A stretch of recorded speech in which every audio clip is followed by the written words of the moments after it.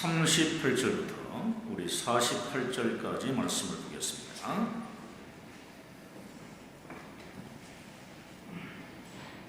자, 우리 함께 천천히 교독하는 게 좋겠습니다. 그리고 또 눈은 눈으로 이는 이로 갚으라 하였다는 것을 너희가 들었으나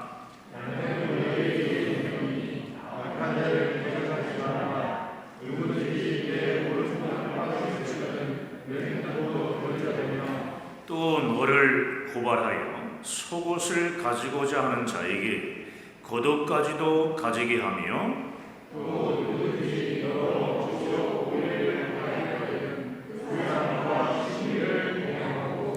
내게 구하는 자에게 주며 내게 꾸고자 하는 자에게 거절하지 말라.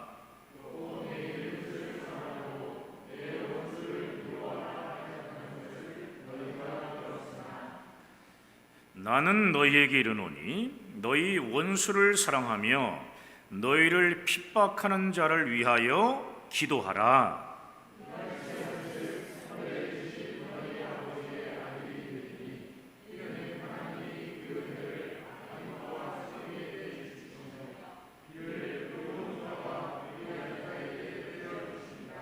너희가 너희를 사랑하는 자를 사랑하면 무슨 상이 있으리요? 세리도 이같이 아니하느냐?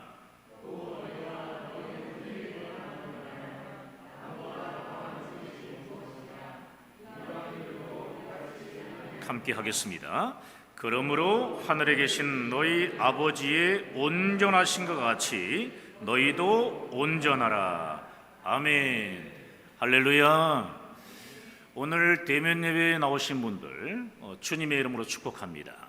온라인 예배 함께 동참하시는 분들도 주님의 이름으로 축복합니다. 자, 우리 서로 앞뒤좌우로 교제합시다. 잘 되고 있습니다. 행복합니다. 기도하면 더 잘 됩니다.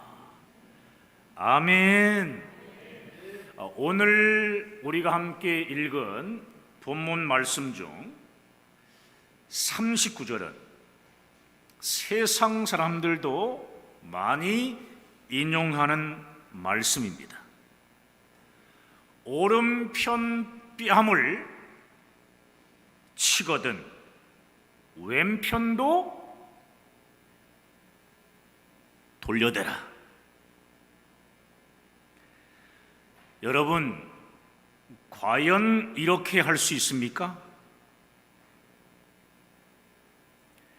누가 나의 오른편 뺨을 치면 왼편도 칠하고 돌려댈 수 있습니까?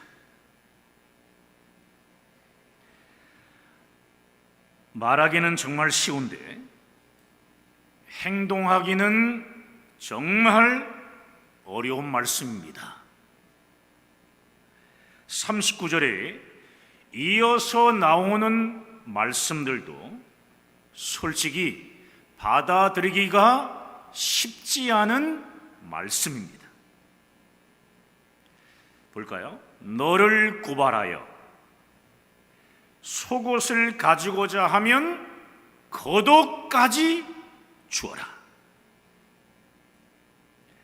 너로 억지로 오리를 가게 하거든 그 사람과 심리를 동행하라.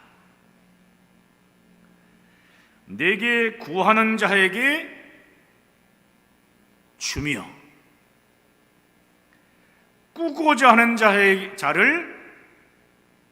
자에게 거절하지 말라. 43절은 뭐라고 얘기합니까? 너희 원수를 사랑하며 44절에는 너를 박대야 하는 자를 위하여 기도하라. 너를 박해하는 자를 위하여 기도하라. 혹시나 이렇게 하는 사람이 있으면 바로 이런 말을 들을 것입니다. 야, 너 바보니? 바보야.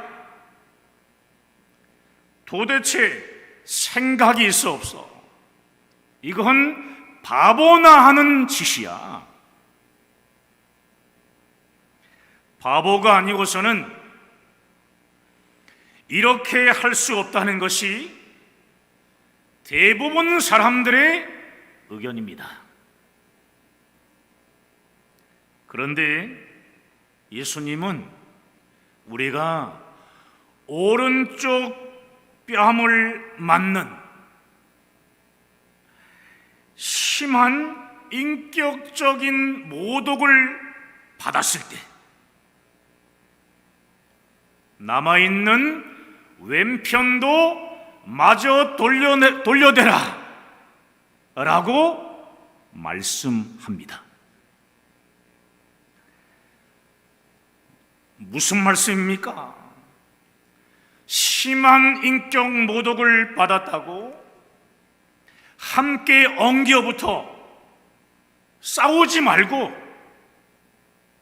그냥 손해보는 바보가 되라는 것입니다. 바보처럼 보여도 십자가의 사랑과 용납으로 나를 공격하는 사람을 대하라는 것입니다. 40절에는요, 또 너를 고발하여 속옷을 가지고자 하는 자에게 겉옷까지도 가지게 하며라고 예수님께서 말씀하십니다.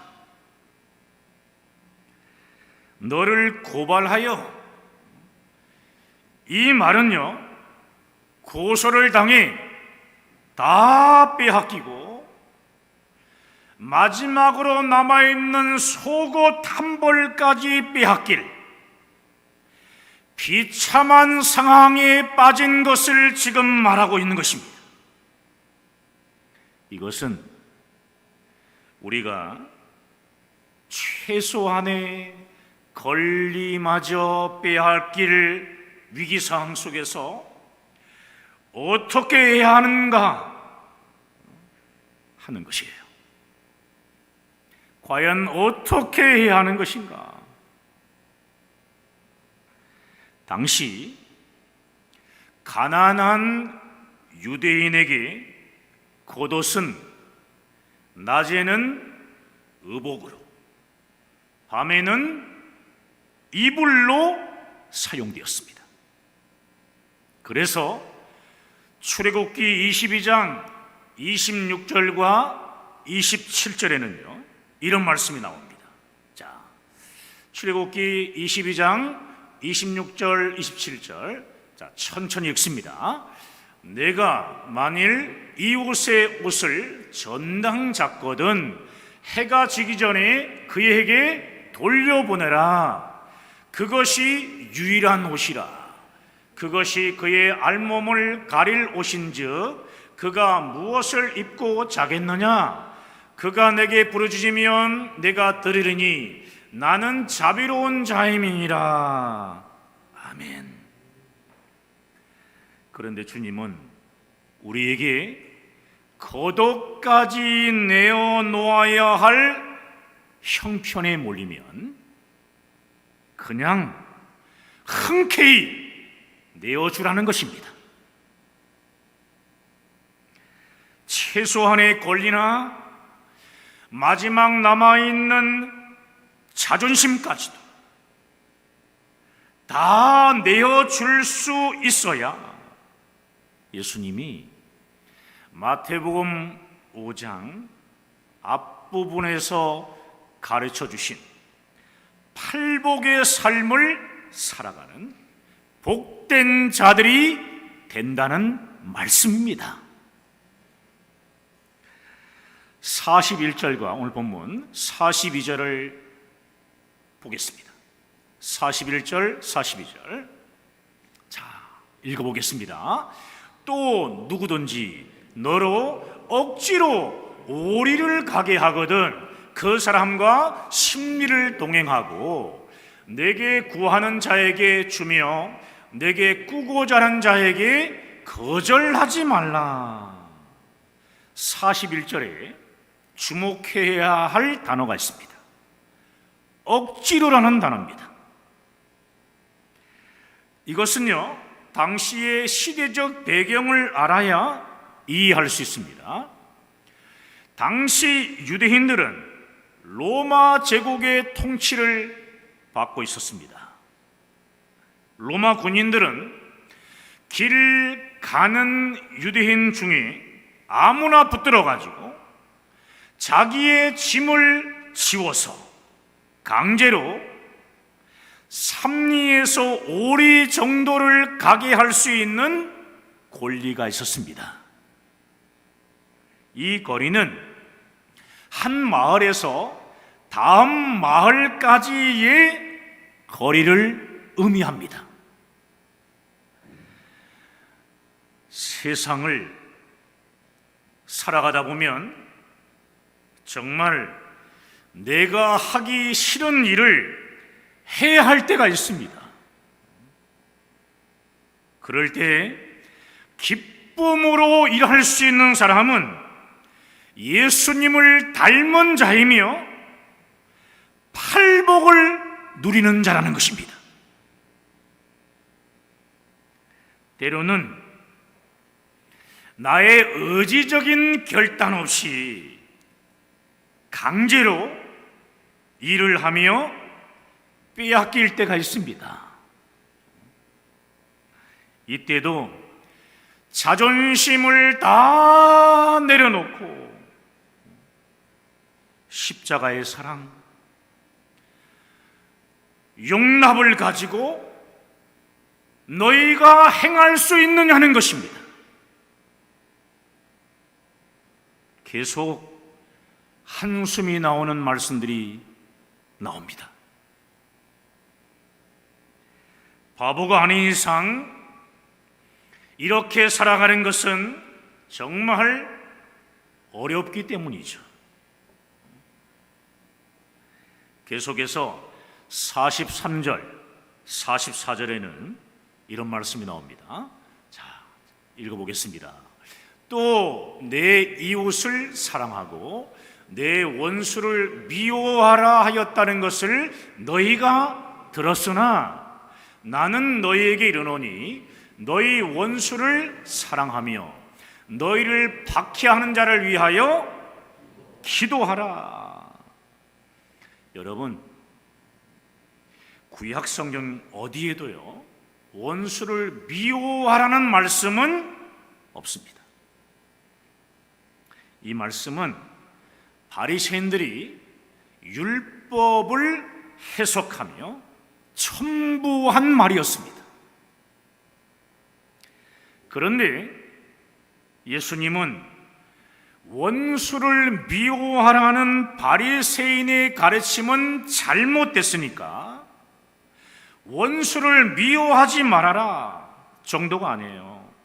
원수를 사랑하라고 말씀하고 있습니다.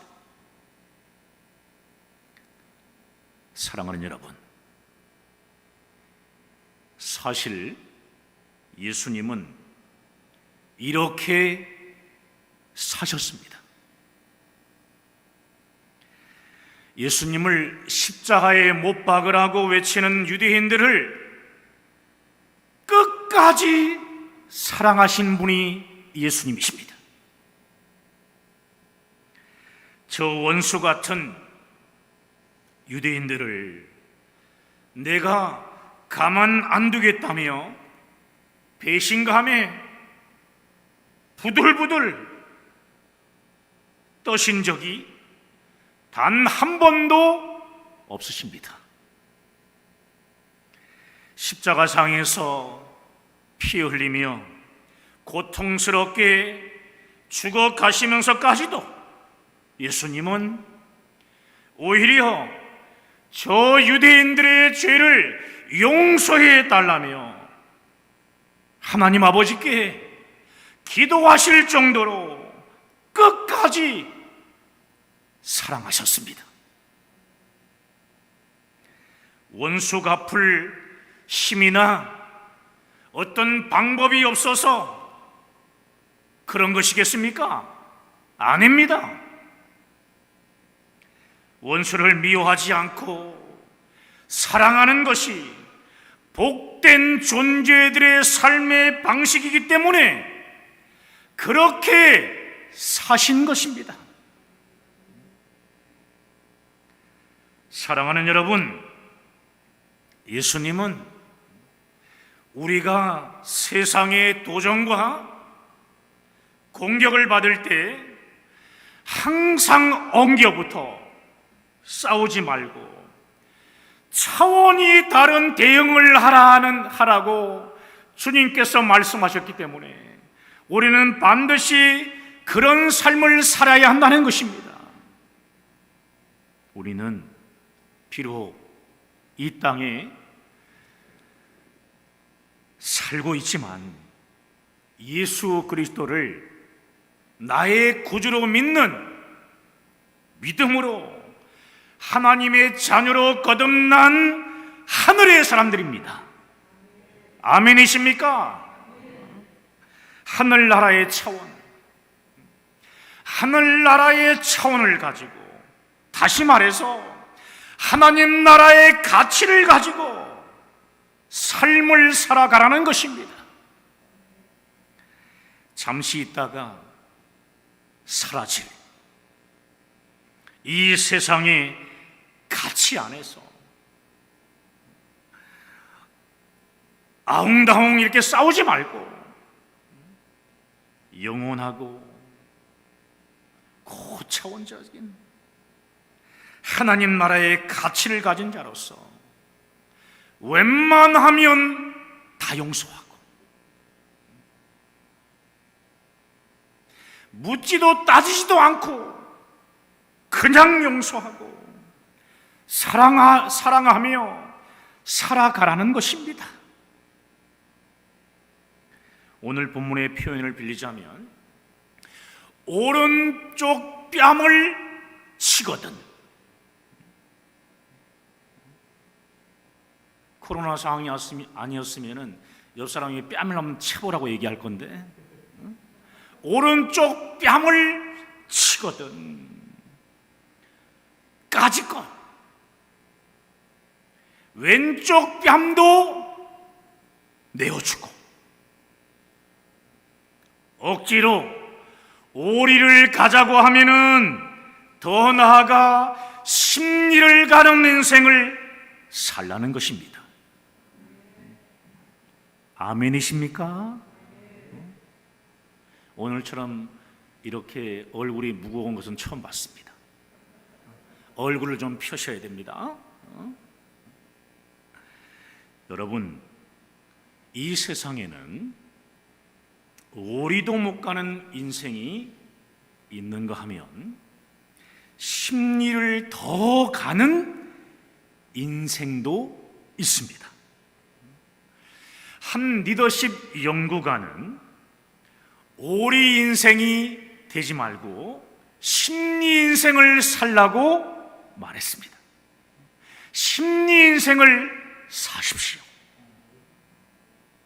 우리에게 주어진 의무보다 더 많이 일하면서 살라는 말입니다. 자신이 받는 대가가 있잖아요.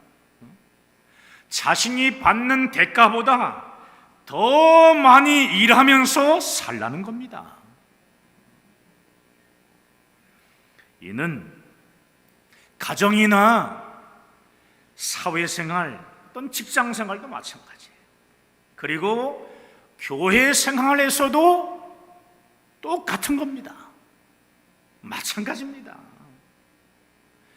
여러분, 직장에서 늘 지각하고 걸핏하면 조퇴하는 사람들은 오리도 못 가는 사람들입니다.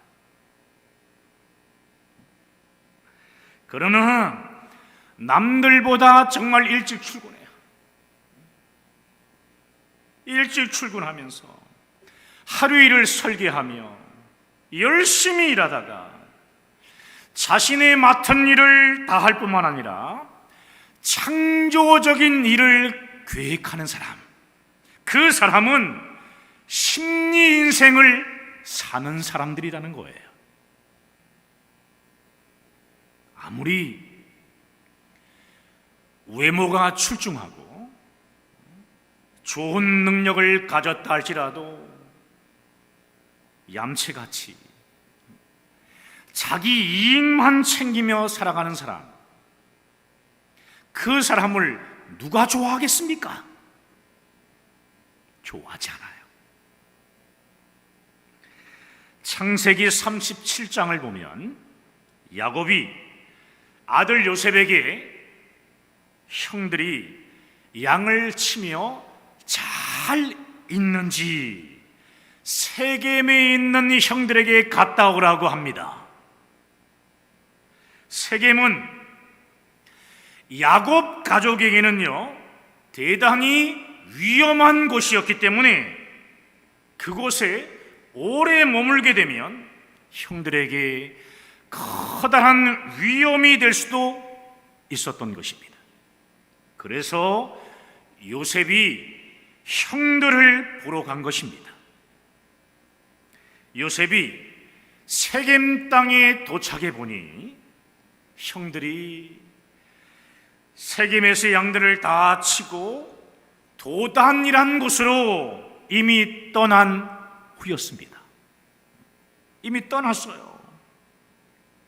여러분, 여기 세겜까지가 아버지 야곱이 가라고 한 오리입니다.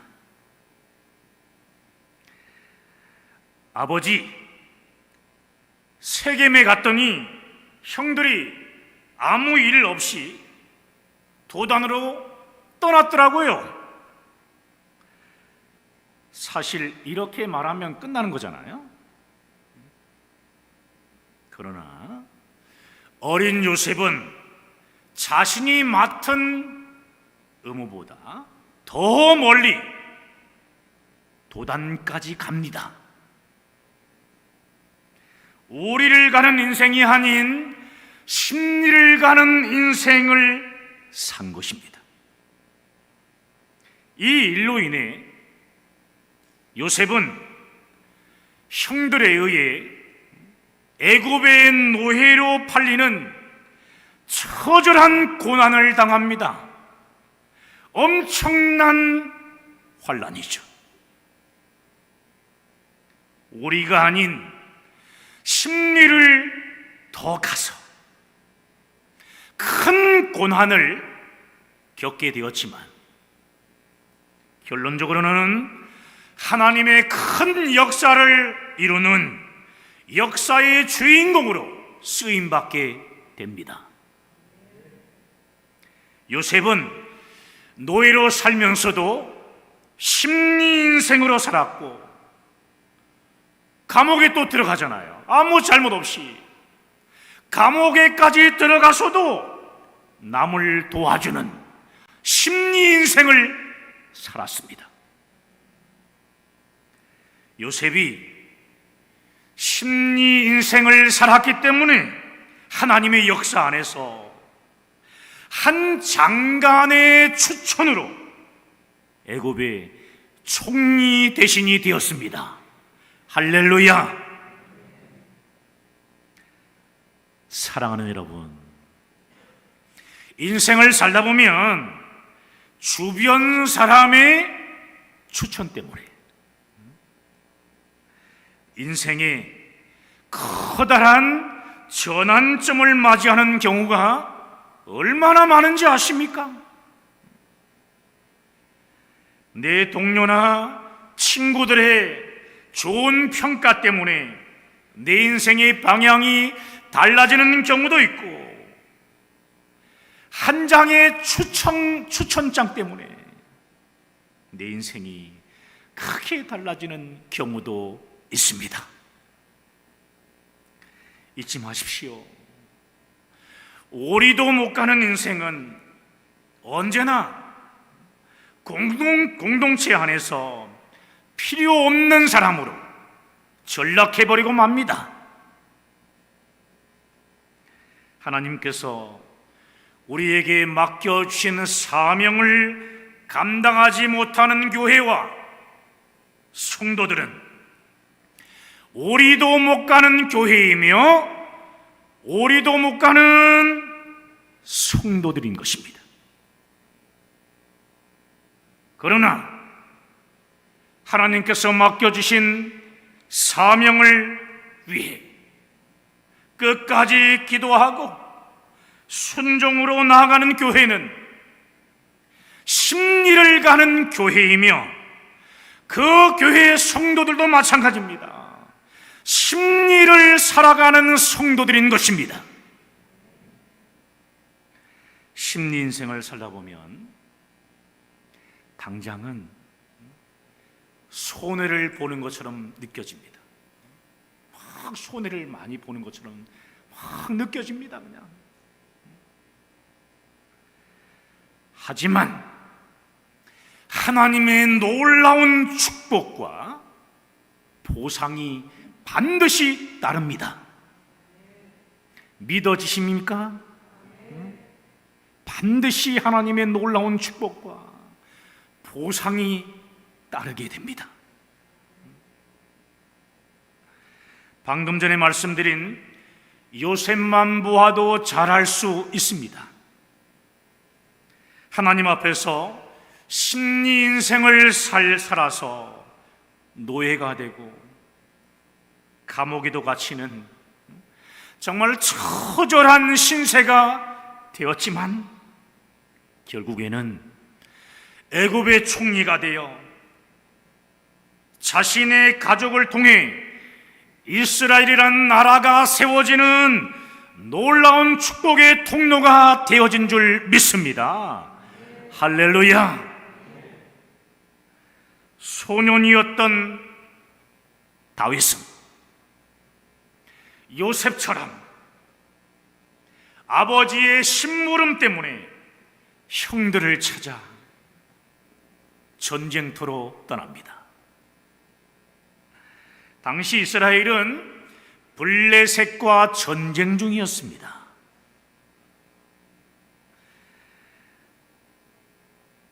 요셉과 다윗은 아버지의 심부름을 하다가 인생이 바뀐 사람들이에요. 오늘 설교를 듣고 있는 주일학교 학생들, 그리고 우리 사랑하는 청년들은 잘 새겨 들으시길 바라요. 형님들에게 음식을 전해주고 안부를 묻고 오는 것이 다윗의 할 일이었습니다. 그런데 전쟁터에 가보니까 블레셋의 장수 거인입니다. 이 골리앗이 소리를 지르며 여호와 하나님의 이름을 망령되이 일컫는데 다윗이 보니까 전의를 상실한 이스라엘 백성들은요, 아무도 그 앞에 나서는 사람이 없었던 것입니다. 이것을 본 소년 다윗입니다. 다윗은 사울왕 앞에 나갑니다. 그리고 담대히 말합니다. 여호와 하나님께서 곰과 사자의 발톱에서 나를 건져내셨기 때문에 저 블레셋 사람의 손에서도 나를 반드시 건져주실 것입니다. 제가 저 골리앗과 대적할 수 있도록, 싸움할 수 있도록 저에게 기회를 주십시오. 그 누구도 다윗에게 전쟁에 참여하도록 요청하지는 않았습니다. 그런데 다윗은 너는 칼과 창과 단창으로 내게 나오거니와 나는 너가 그렇게 저주하는 만군의 여호와의 이름을 가지고 너에게 나아간다. 이렇게 담대하게 전쟁에 뛰어든 것입니다. 소년 다윗은 하나님의 약속을 믿는 신앙 안에서 심리 인생을 산 것입니다. 심리를 갖던 이 사건으로 다윗은 어떻게 됩니까? 결국 이스라엘의 왕으로 세워지게 됩니다. 왕이 되기 전에 사울 왕에게 쫓기는 큰 고난을 당하기는 했지만 하나님의 뜻에 합한 이스라엘의 왕이 되었고, 다윗의 자손을 통해 예수 그리스도께서 이 땅에 오시는 놀라운 축복을 누리게 됩니다. 할렐루야. 여러분, 오늘 본문은요, 억지로 끌려가도, 억지로 내가 끌려가도 심리를 가는 인생을 살라는 것입니다. 억지로 끌려가도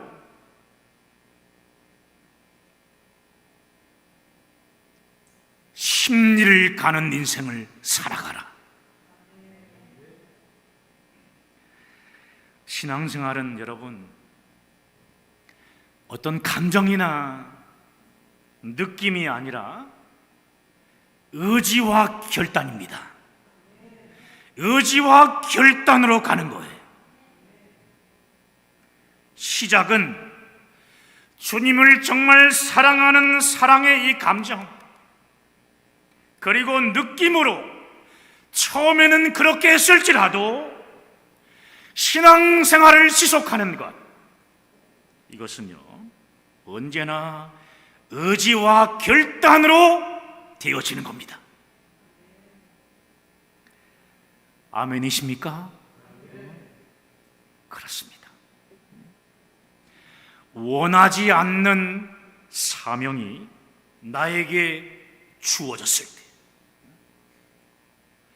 억지로라도 감당해야 합니다. 그러면 기꺼이 기쁨으로 감당할 수 있는 능력을 성령께서 주십니다. 할렐루야. 힘들고 어려워도 요셉처럼 또 다윗처럼